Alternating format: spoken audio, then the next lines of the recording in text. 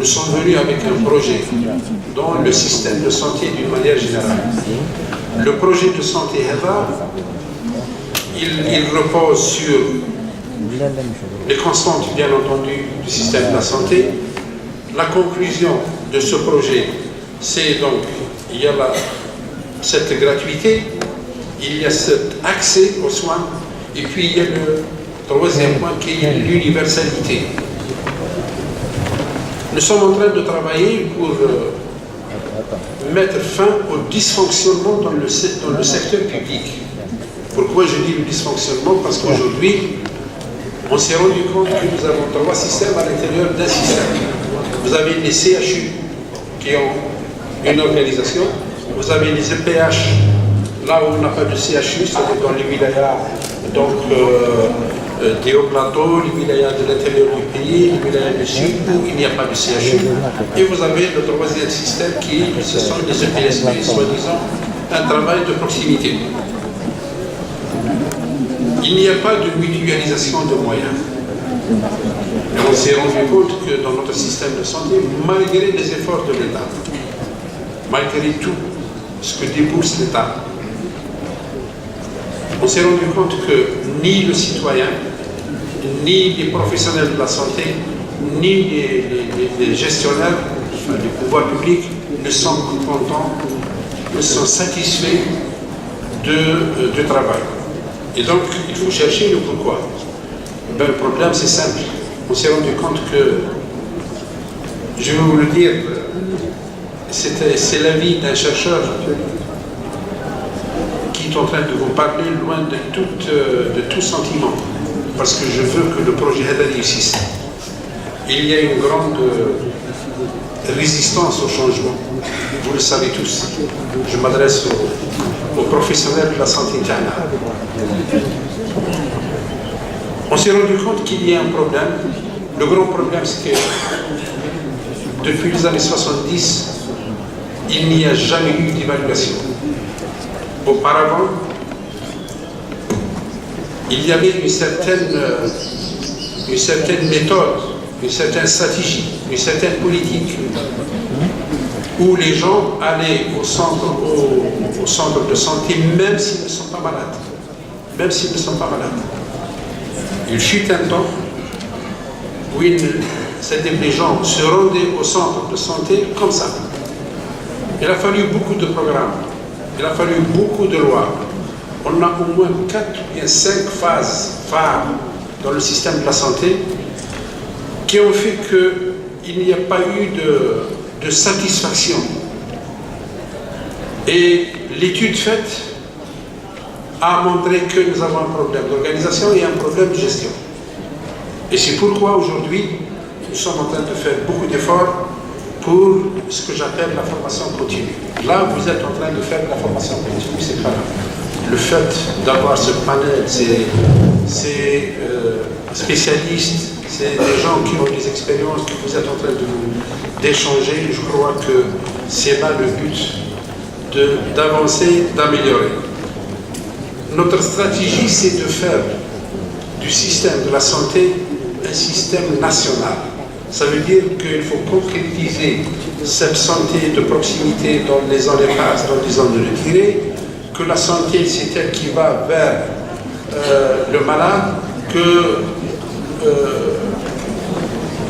régler ce problème de dysfonctionnement entre les zones, permettre aux gens donc, de se faire soigner le plus normalement du monde. Mais pour arriver à ça, il y a un point très très important, c'est de régler ce problème entre privé et public. Ça veut dire quoi? Ça veut dire qu'il faut arrêter une stratégie où, quand le citoyen se présente chez un privé, il est pris en charge. Quand il arrive au public, il est pris en charge. Maintenant, le problème de prise en charge chez le privé, là je crois qu'il faut qu'on ait le courage de revoir un peu notre système, et on est en train de travailler au niveau du ministère de la Santé sur ça pour régler tous ces problèmes. Il y a des systèmes de santé, il y a des systèmes de santé qui ont réglé ces problèmes à leur manière, à leur tradition, à leur réglementation. Je crois qu'il est à notre portée aujourd'hui, et avec cette nouvelle approche, cette nouvelle loi, je suis sûr et certain qu'on aura un système de santé unique, c'est-à-dire qu'il n'y a pas de différence entre le privé et le public. Toujours mettre dans la tête que le privé est complémentaire du public, et je suis sûr et certain que des miracles seront assurés et réalisés.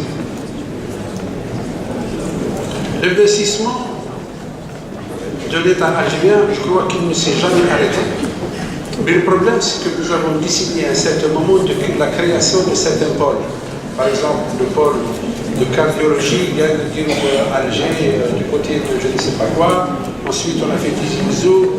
Et personnellement, depuis que je suis nommé ministre de la Santé, j'ai essayé de faire d'Oran aussi un pôle, de faire un autre pôle à Annaba. Pourquoi? Parce qu'il y a quand même un nombre important de population, qu'il faut développer tout ça, qu'il faut aller vers beaucoup de choses. Ce n'est pas facile, mais on est derrière. Et on s'est rendu compte, en ce qui concerne la cardiologie, nous avons un très très grand problème en ce qui concerne la chirurgie infantile. Nous avons un très grand problème en Algérie. Je discutais tout à l'heure avec M. Khara et je lui ai dit qu'il n'y a pas un établissement, au moins les CHU. Il n'y a pas un CHU qui n'a pas de jumelage ou bien de relation avec un autre établissement hospitalier, surtout en France.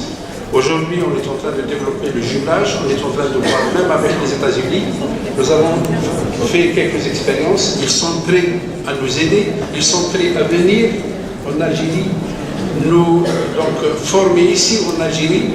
Je crois que ce sera une très bonne chose et on va multiplier ça. On ne va pas faire ça uniquement avec Alger ou bien avec un seul centre, il faut qu'on multiplie. C'est-à-dire qu'on va ramener des équipes à Oran, des équipes à Alger, des équipes à Constantine ou bien à Annaba, des équipes.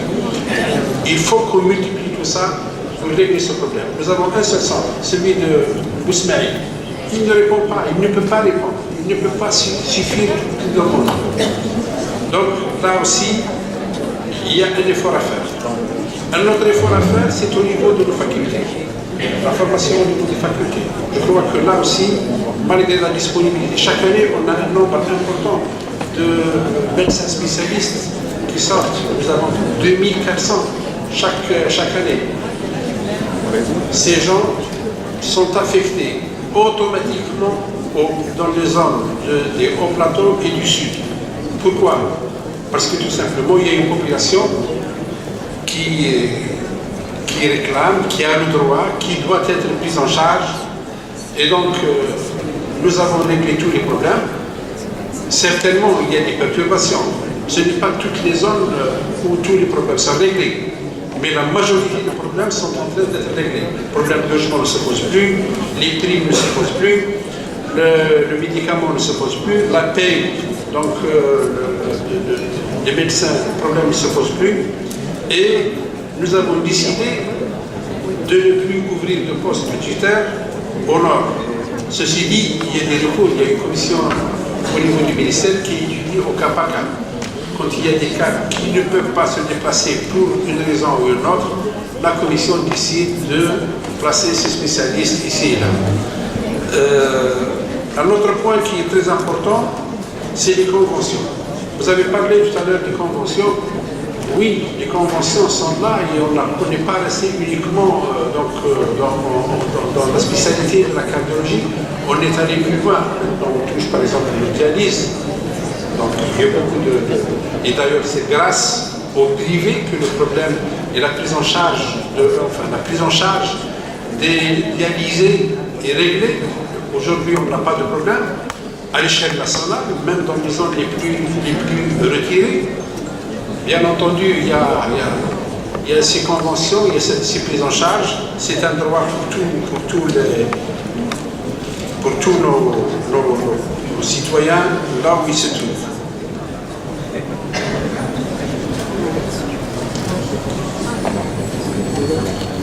Nous avons, vous savez, l'Algérie est un petit continent.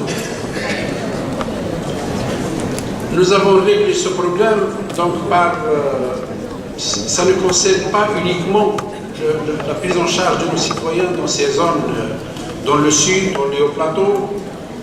Nous ne l'avons pas réglé uniquement par le service civil, mais nous avons créé ce que nous avons appelé le jumelage. Le jumelage, c'est une opération, autrefois, elle se faisait par des professeurs, par des médecins, au cas par cas, avec un système de volontariat. Ça réussit, ça ne réussit pas, ça dépend. Aujourd'hui, on a institutionnalisé tout ça et nous avons décidé d'un chapitre alimenté avec 50 milliards an, décidé par Monsieur le Premier ministre, et chaque fois qu'il y a la récolte des malades dans ces wilayas, au lieu que ces malades se déplacent vers le nord, chercher un lit, chercher un spécialiste, chercher un chirurgien, un professeur, c'est le professeur, c'est le chirurgien qui va vers ces gens.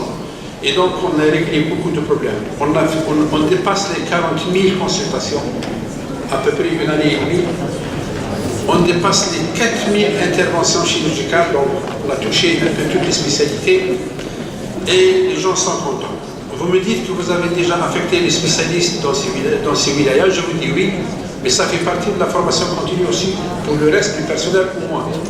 Et c'est bénéfique pour tout le monde, et surtout pour les citoyens, pour qu'ils ne se déplacent pas et qu'on règle leurs problèmes. Ceci dit, beaucoup reste à faire. Je m'arrête là, j'ai beaucoup de choses à dire, mais je m'arrête là. Je vous dis, avec la permission de mes amis, avec le professeur Kara, avec tout le monde, j'annonce donc l'ouverture de cette rencontre, de ce congrès. Je vous souhaite plein succès. Puis j'espère que, Inch'Allah, l'année prochaine, chaque année, il y a lieu. Donc l'année prochaine, Inch'Allah, on sera avec vous dans la même salle, Inch'Allah.